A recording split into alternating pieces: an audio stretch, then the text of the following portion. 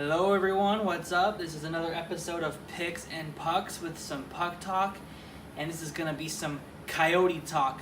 Finally, I haven't really done a full 100% Coyotes video yet, so now's the time. So what we're going to do in this one is we're going to look at the Coyotes kind of going forward after they've had this draft. And mainly I'm going to look into just this upcoming season, but I do want to touch on the draft a little bit. So I'm going to do that now. Let's talk about the player that they drafted at their 5th spot in Barrett Hayton. Now, everyone, including myself, I'm sure was probably like, WTF, right? I don't think he was on anyone's board other than maybe Chayka's, of course. In my previous video, I didn't even mention him once because I had no clue about him. So yeah, it was kind of a confusing pick. The more I listened to Chayka about what he actually was looking for and what he continuously looks for is he puts a high premium on centermen, especially centermen who can touch every aspect of the game, whether it's penalty kill, power play, face-offs, scoring, and this kid can do that. I think it was Craig Button on the draft itself he compared him to a Patrice Bergeron of sorts, which is a very lofty comparison. But I want to say that Craig Button also compared Keller to a Patrick Kane, and look how he's turned out. So I'm definitely not upset with this pick. Chayka has done his research on this kid. So has the rest of the development staff. So they know exactly who they're getting, and I think in a couple years he's going to work out. Hopefully he does get to a Patrice Bergeron kind of status, because that's a center you can build around. I mean, Dvorak is going to be a third-line center probably for the rest of his career. Stepan, I believe he's got 3 years left on his contract, so he's got at least 3 years here. Strome, I mean, kind of hard to tell where he's going to go at this point. And then we have Galchenyuk, who I believe we have for another 2 years, but I hope we sign him after that. That's all going to depend on him at this point, but hopefully he does well enough, does what we want him to do, so we can get him signed after that. So, interesting draft, another interesting John Chayka pick, but I have confidence that this kid's going to be well. He has such a really good attitude towards just the game, how to go about it, how to go about the off-ice part of it as well. He's got, makings of a future leader. Obviously, he won't be the captain for a long time because of OEL, but I could see him being an assistant captain in the future, assuming he really pans out here. So, yeah, I'm excited about him. I'm excited to see him at the development camp. I'm gonna probably end up going to the Friday scrimmage that they're going to do, and I'll be paying a lot of attention to him. So we'll see what happens. So let's get into this year. Now, don't really pay attention to the lines. I mean, I have the lines set up kind of like how I think they might be. This is all opinion, in my opinion, of course.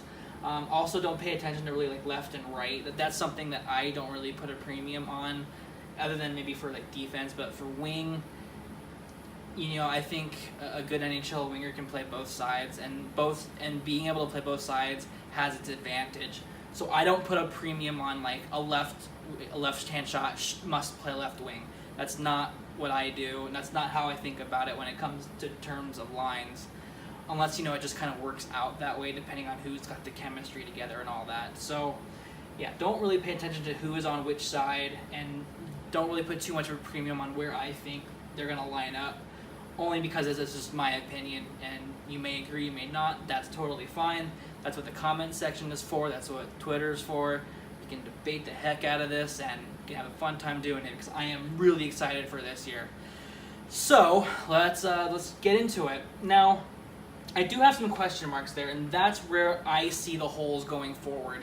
Now, we could put Panik up at the top line there and have a hole down at the bottom, in which we could fill, obviously, with an Archibald. Or we could move a Cousins or a Krause up to the third line and put Archibald on the fourth line.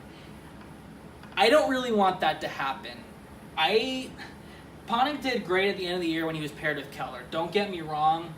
I think we have enough talent and enough ability to go get a scoring winger to fill a top 6 role in order to push Panik down to the third line. That's really, I think, what the hope would be, which would create such great depth.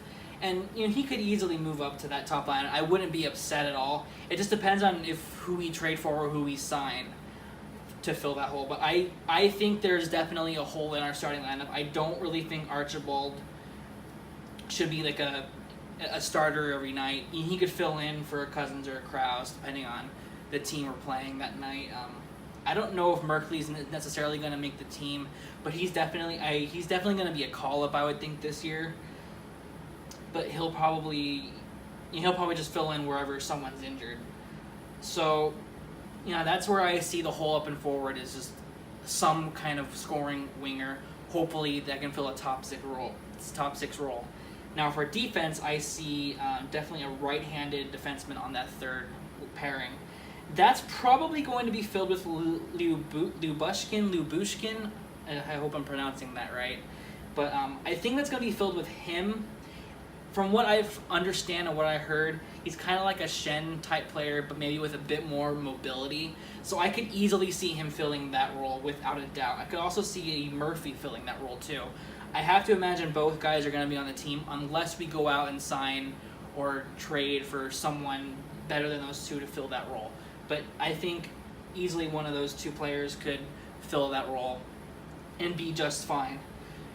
So I think let's kind of get into like the nitty gritty now. I think Keller and Galchenyuk might be a match made in heaven there. The only thing I can see being maybe an issue there is that they both like to have the puck on their stick, which is okay, but I mean, you don't really want to take the puck out of either one of their hands. So kind of having 2 strong playmakers like that could get kind of tough. The only thing is I think Galchenyuk is more of a shooter than Keller is. And I think Keller's passing ability is second to none. He could feed Galchenyuk like no other. And I think if that pairing of those 2 worked out, if they get someone to fill out that role that could also kind of just go to the net and just be at the net for any kind of missed shot, that could be a very formidable top line. So I would definitely be happy to see Keller and Galchenyuk together. You could also keep Keller and Stepan together too, like they were last year, which they had a lot of chemistry for that. So let's go to the second line here. Now I have Strome on the wing. I went over this and over this and over this, and I think moving Strome to the wing might be the best thing for him. It takes out a little bit of the defensive responsibility. Now, I play wing primarily whenever I play hockey, and there is still defensive responsibility without a doubt, but it requires a lot less skating than a center position does, which is obviously his weak point. So I think moving him to the wing position could be beneficial for him. It might put a little bit more emphasis on his offensive game, which is what he really needs to push forward, because he can be a game changer like he was in the OHL, in the World Juniors. He can really be a game changer. I still believe that he can be that way. I don't know, like, early on when I was talking about Strome on Twitter, I kind of was comparing him to Joe Thornton, which I know is a very, very lofty comparison. But he's kind of got the same kind of mentality where he's not going to be the fastest skater, but he's going to be a really good passer. He sees the play before it's going to happen. He's got a really good offensive ability, and Joe can play, or we've seen Joe play both center and wing and be successful there. I think if you go into camp this year and say, hey, Strome, you're going to be a wing, we're going to develop you at wing, I really think that could work out for him. I remember he played a couple games this year at wing and did not really look that good, but that was also kind of before he went through all of the AHL season and developed more into a player that he could already be. So I think if you really start developing him as a winger, that could be a really good thing for him. Plus, him and Stepan being on the line, both being centers. If Stepan gets tossed, then you could easily just have Strome be the next center and could that could help with winning some draws there too. I think that line could be pretty solid. I think having Stepan between the guys like Strome and Perlini is a really good idea because he's another 200-foot center who he's not necessarily the fastest guy, but he's really good positioning. I think that could allow both Strome and Perlini to just go like they need to. Perlini needs to turn himself into a shooter this year. He did do a lot on the defensive side of the puck to progress his game last year, but I think he really needs to put a premium on shooting the puck a lot this year. And I think pairing up with a guy like Strome and even Stepan too, those passes could come to him like no other, and he just needs to fire that thing. He's got one of the best wrist shots I think I've ever seen. Definitely not like on par with Ovechkin, of course, but it's up there.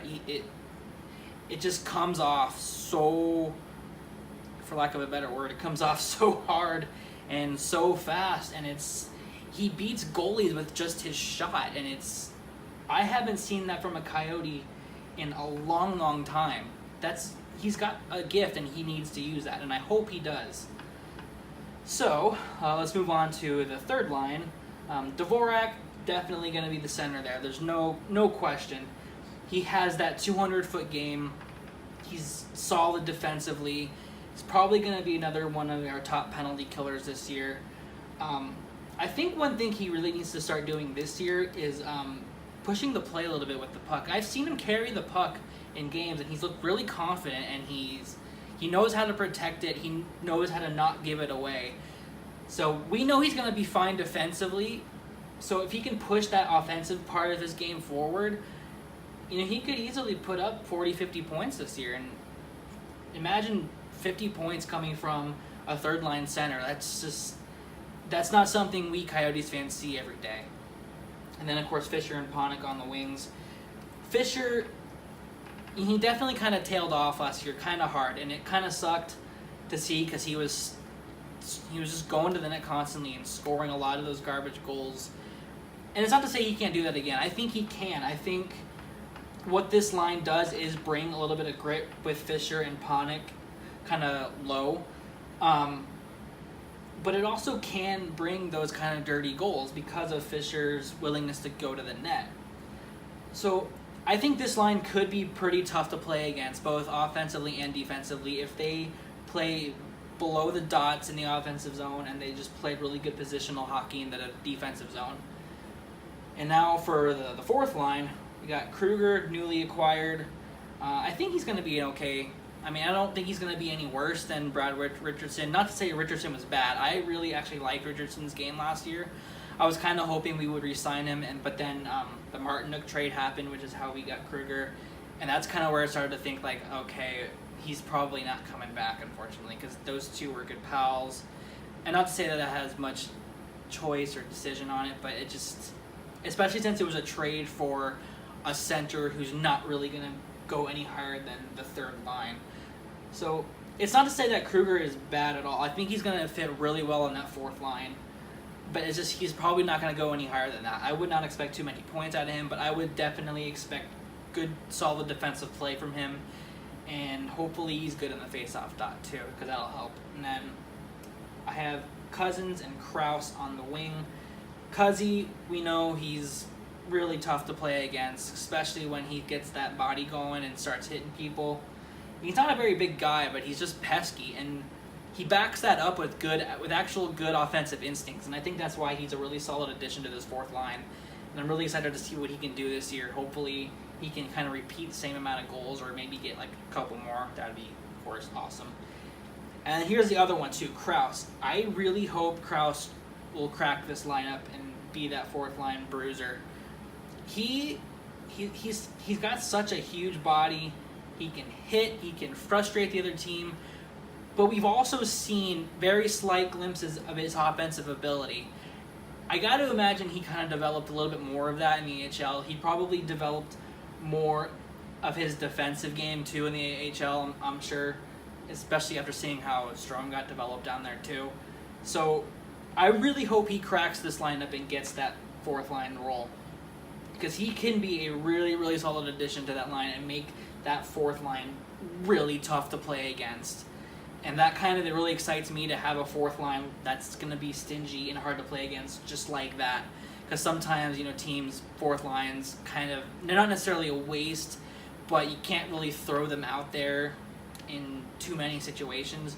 A line like this, if they really worked out, you could throw them out there almost in any situation. Almost in any situation. Not when we need a goal, but of course. So, I don't think this lineup looks too bad.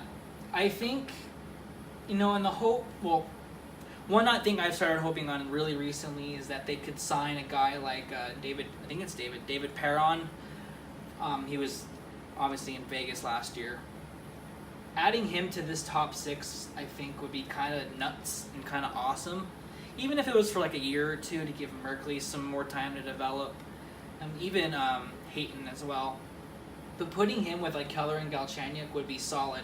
Because you can have Keller and Galchenyuk doing their thing in the zone, cycling the puck or whatever. And you can have Perron just right in front of that goalie, annoying the hell out of him and the defense, and picking up any kind of rebound that comes his way. Perron, I think, would be a really good addition. I don't know if he's on Chayka's radar. I don't think anyone knows who's on Chayka's radar at this point after that draft. So, if I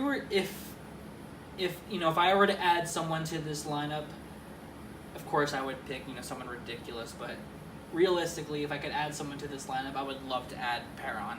I think he would be a great addition to there. So we can talk about defense a little bit here too. The pairs are going to be pretty similar as last year because they once they actually all got healthy and started working together, God, they were good. I mean, Ronta obviously was amazing last year, but the defense was also starting to play really well as well. So we're going to have OEL and Demers at the top, without a doubt. Those, I don't know if Chayka knew in the back of his mind that Demers might be a good pairing for OEL, but we finally found a really solid pairing option for OEL. He just worked out so well. He not only, at the beginning of the season, he did not play well. No one thought he played well, I don't think. But once he really started to get his groove, he started to just be a really solid defenseman there for OEL. He wasn't really a liability to turn the puck over. He allowed OEL to go, but Demers also can go himself. So that pairing just works. And then the second pairing, we got Hammer and Chick. And that one was also really good because this kind of really allowed Chychrun to push his offensive game forward. He did take a little more chances than maybe he should have. There were a couple instances where he turned the puck over. But, he's still kind of young. He's still kind of figuring out when he can rush the puck, when not to. The good thing about Chychrun is that he is a damn good skater, and he can get back after making mistakes like that. But then, that's also why you have Hammer on his line, because Hammer is going to be back. He is easily one of the best stay-at-home defensemen in the entire league, one of the best sticks. He's so hard to play against, and he's a great skater, too. That's kind of a underrated ability, I think, of his. He's a really smart and good skater. So that pairing is really good, too. And then, like I mentioned earlier in the video, we're going to have Goligoski there pairing with probably Lyubushkin, or Lyubushkin. I hope I'm pronouncing that right, one way or the other. So I don't know what he necessarily would bring other than a Shen kind of presence. So if he is a better skating version of Shen, this is good for Goligoski because that means Lyubushkin, one of those two. He's going to kind of be what Hammer is to Chick. He's going to be a kind of a stay-at-home kind of guy, which will help Goligoski push the pace, which is what he likes to do. The good thing is that Goligoski has a lot of experience and he knows when to push the puck, when not to, and once he really figured out Tocchet's system too, that really it was a match made in heaven, I think. Goligoski with Tocchet's system has worked out so well. And then on the goaltending side, Ronta, Kemper. If Ronta can repeat anything like he did last year at the end of the season, he could easily be a Vezina candidate. even if they don't make the playoffs or they miss it just by a little bit, like, he really should be a Vezina candidate if he puts up similar numbers to last year. It was unreal what he did. He kept them in the games for like 90% of the time down the stretch there, and he was absolutely incredible. And Darcy Kemper, he's a good backup. He's definitely not a starter. I think he's definitely a lot more reliable than backups we've had in the past in case our starting goaltender goes down. So I am not worried about our backup situation at all. And even if like Kemper goes down, we can bring up Adin Hill, who I remember, I think he had one game at the end of the season last year where he played really well, and I think he almost got a shutout, or he did get a shutout. It was one of those two. But Adin Hill's obviously developing very, very well, and he's only going to develop more again this year. But with Kemper on a 2-year deal, I think it is, we're probably not going to see Adin Hill as a backup until, after that's over. But Adin, he's definitely on his way. I think maybe even next season he might compete with Kemper for a job. So I think we're looking good.